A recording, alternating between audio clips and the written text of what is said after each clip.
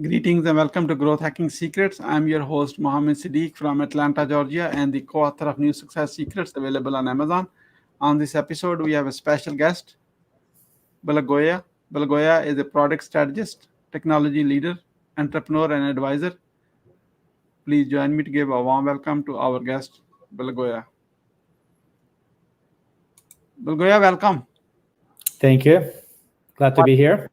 for everyone else, please pronounce your last name correctly. Yes. So my first name is Blagoja and last name is Golubovski. Golubovski. Thank you so much. Let me start with this. Where were you? What happened?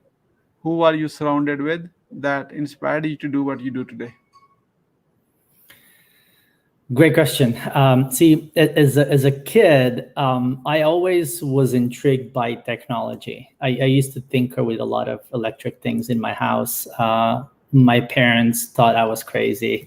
It felt kind of very natural for me to go and study electrical engineering when it came to university time. And as a professional, I did spend my first 10 years or so as a chip designer here in Silicon Valley. But what I want to talk about here is the moment that actually got me to product. This is what I do today. And I was working at a startup as a senior engineer here in Silicon Valley. And I started getting invited to customer visits by our sales team, serve as a technical subject matter expertise, bring some technical credibility to the conversations with customers. And, as an engineer, you don't really get much, you don't get out much. You don't talk to customers a whole lot.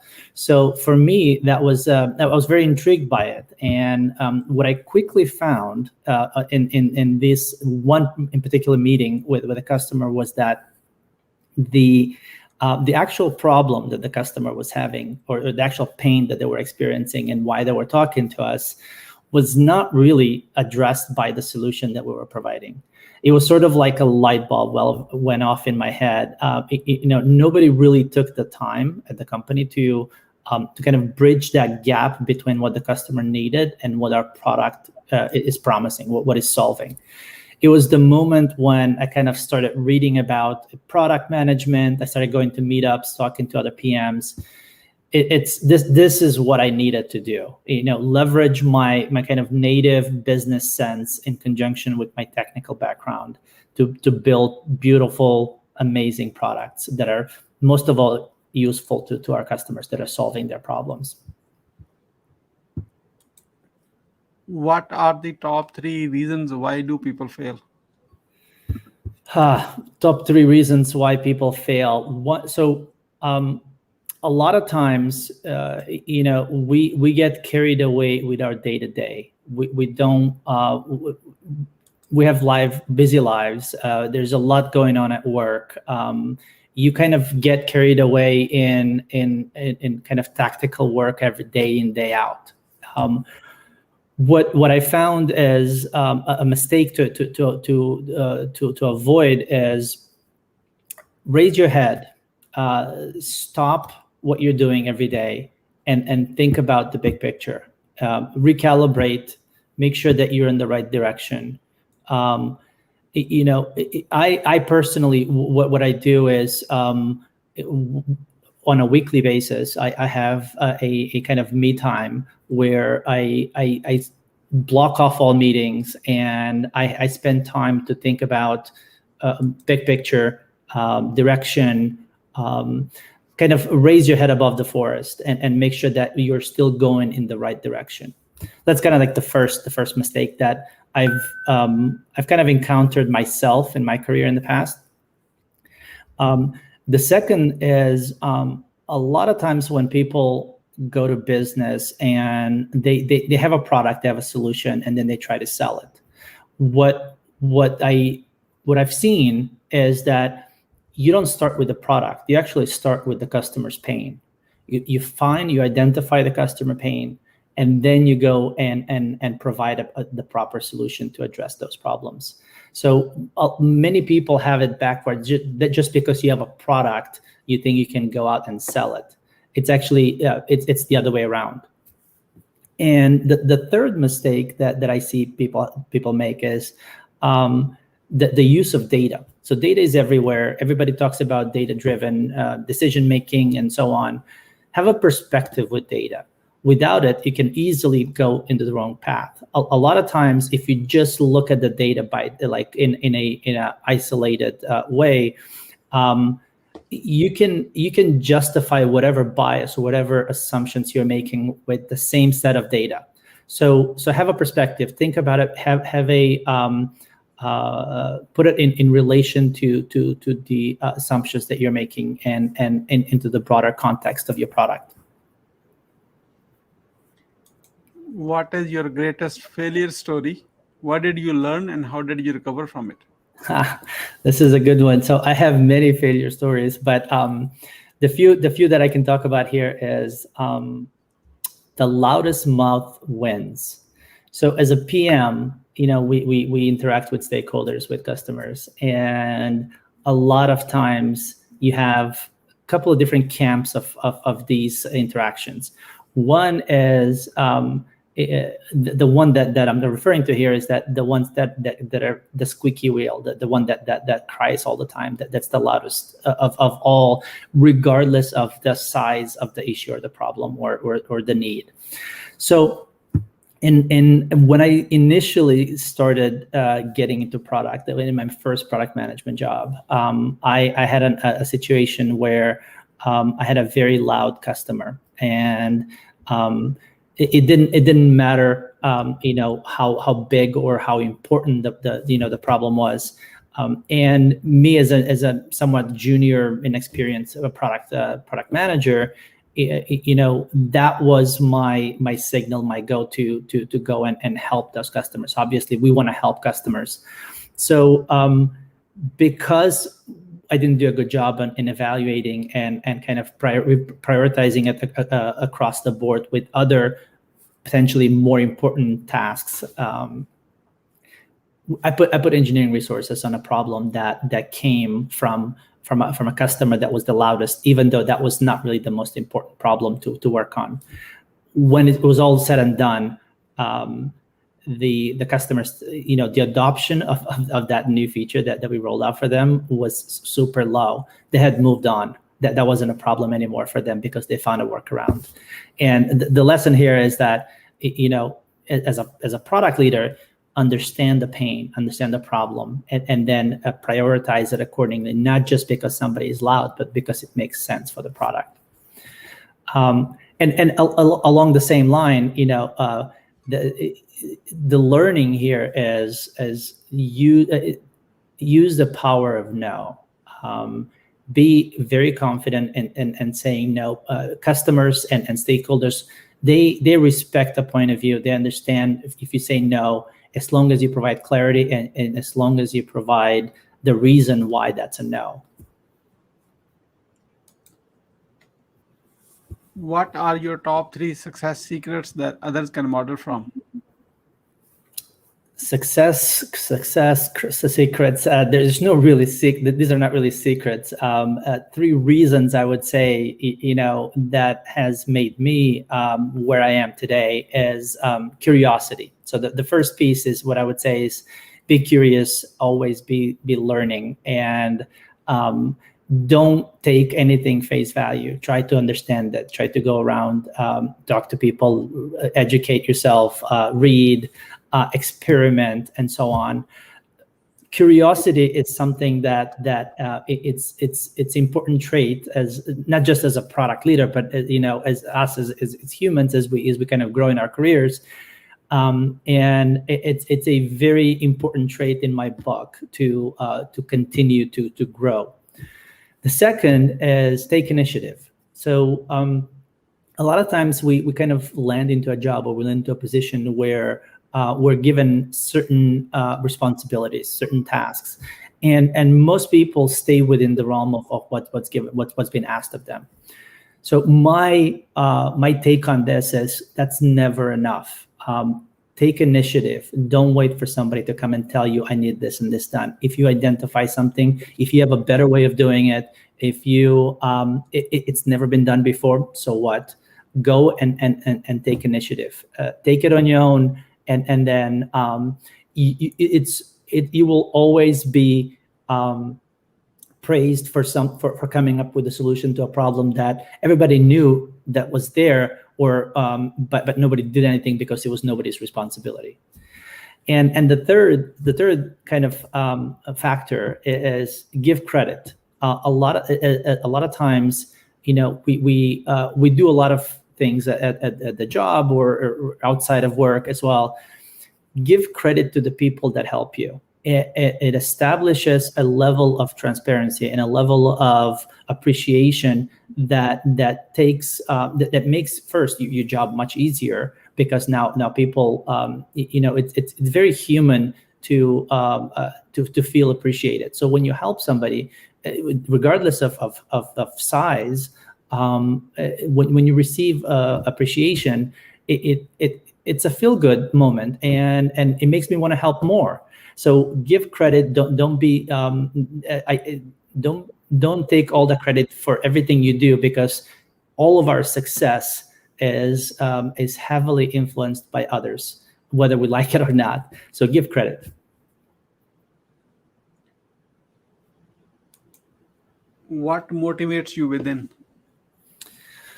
What motivates me within? I have a very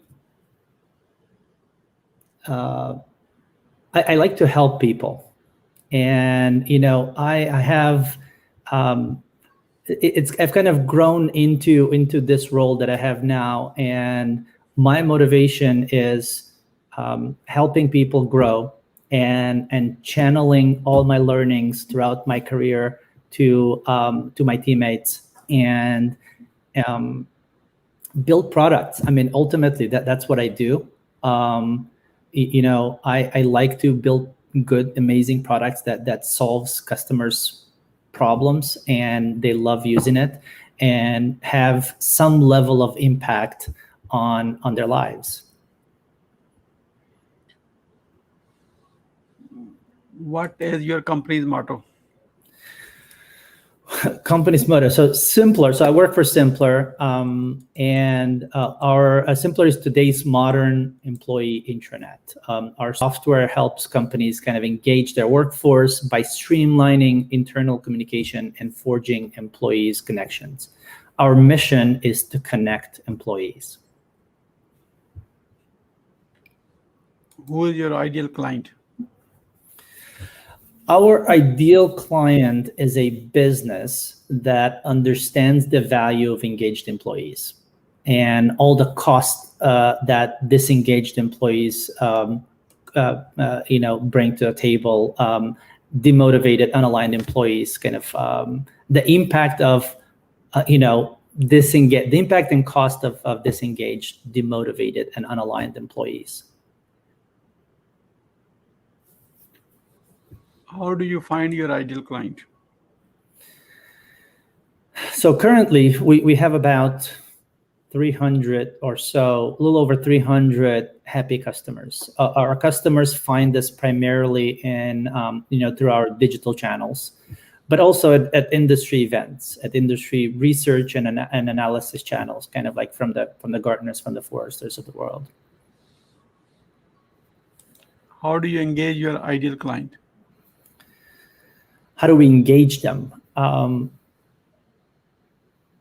So we like to show off our products. We have the best product on the market, and putting it in the hands of the customer as part of the sales process is something that we like to do, and it really shows value very quickly to our customers.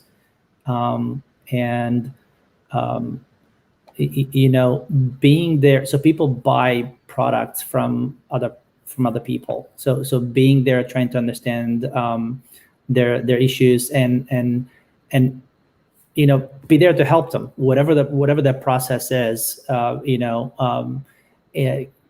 Providing a seamless transition throughout the whole interaction cycle, throughout the whole sales journey, not just sales journey, but even after sales, once they become a customer.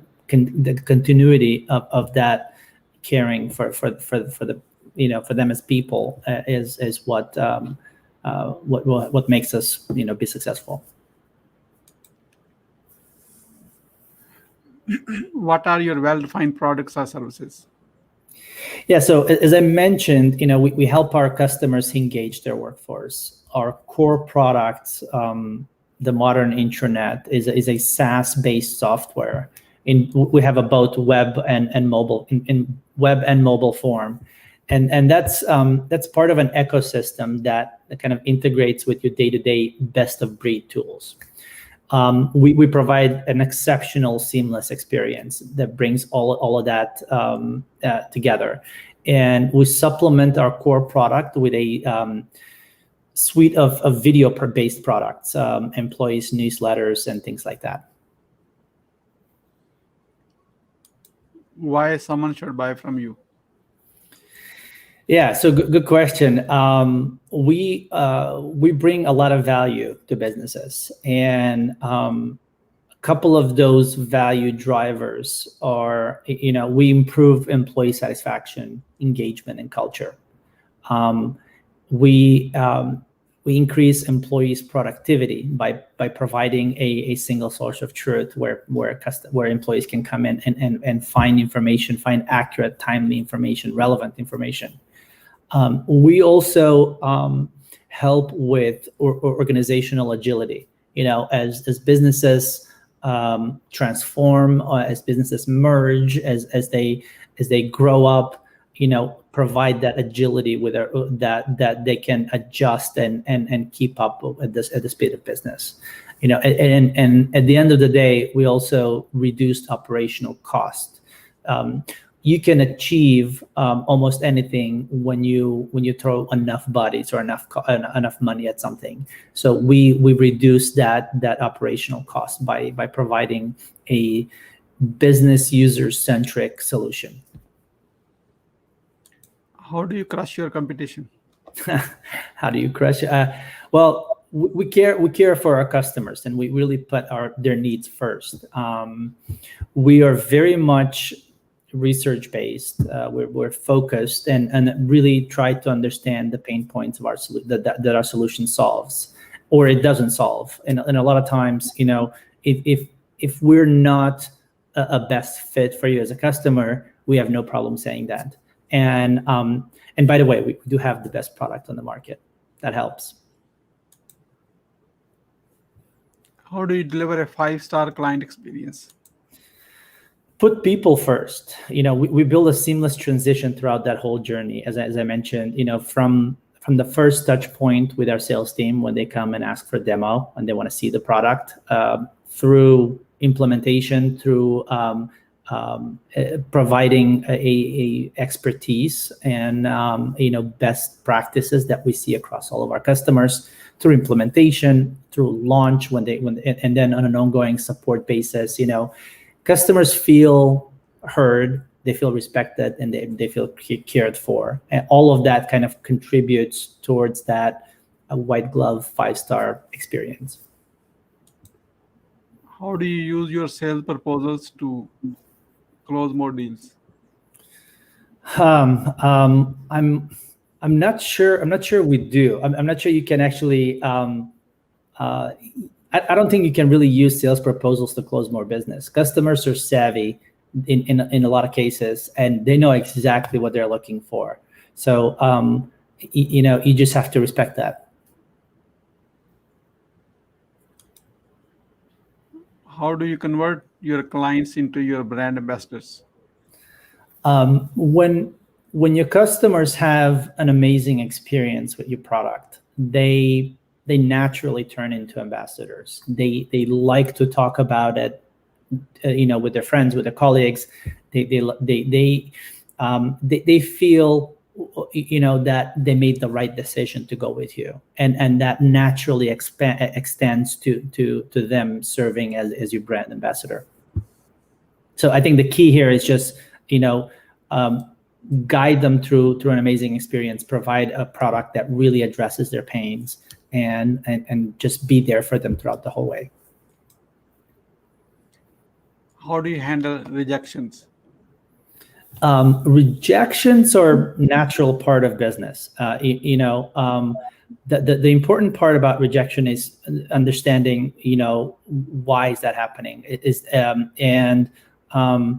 When you understand why you're getting rejected, justify or not, it's the learning that comes out of it that's important. It's not the rejection itself.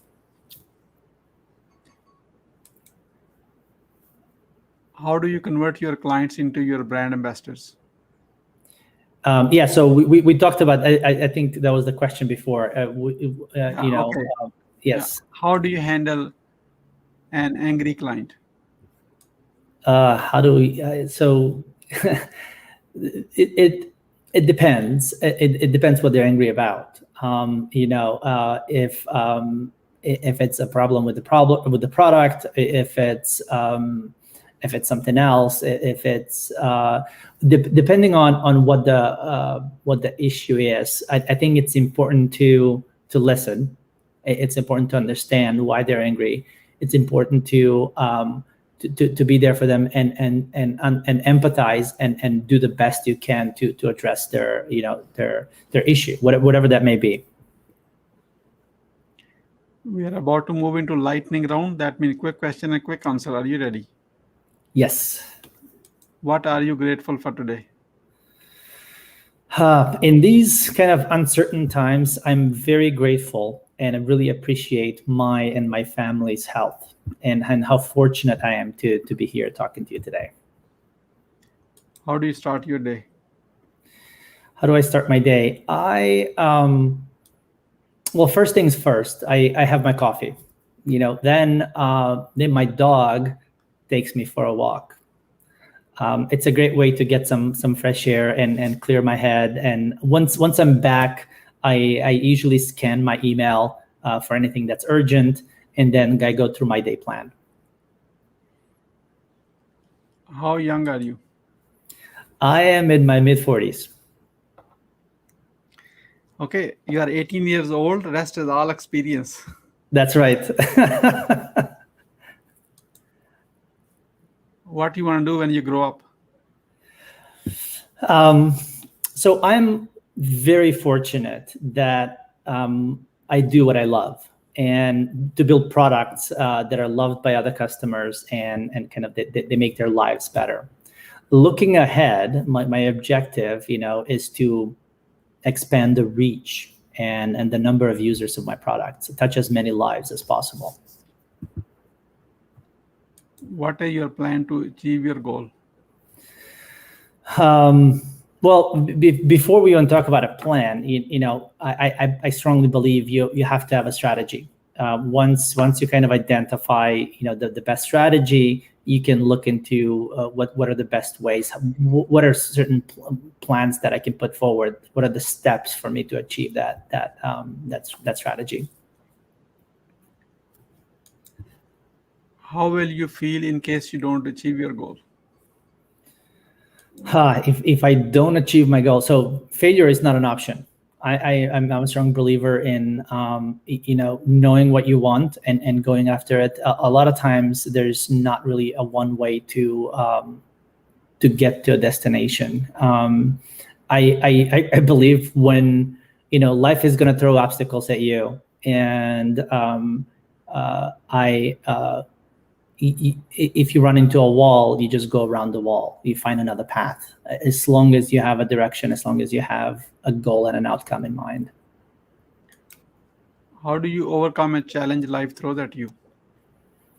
Yeah, so this kind of ties back to the previous point. You're gonna have challenges in life. You can't really control that. What you can control is how you respond and how you react. And I also understand that there are many ways to achieve a goal. There's many roads that lead to the same destination. So you just find a way. You go around it. You find the easiest the path of least resistance, and you get to your ultimate objective. What is the advice you will give to younger yourself? Uh, um, what would I give myself an advice? Stay hungry. Stay hungry. Always be learning, and never be satisfied. Think think big. A lot of times comes to mind because we often are limited with we have our own glass ceiling, and especially growing up as as a young man, you don't know what you don't know, but at the same time, think big, and think of the largest impact, the largest thing you can achieve. And even if you get halfway there, you've achieved a good success. Once we have a revenue generating idea, how do you convince your significant other? So this is a loaded question, but what I think is that just having a revenue generating idea is not enough. So many other things need to come together before you even attempt of any convincing. That being said, I have a very supporting spouse, and my wife is extremely supportive in everything I do. So I don't really see that as a major hurdle.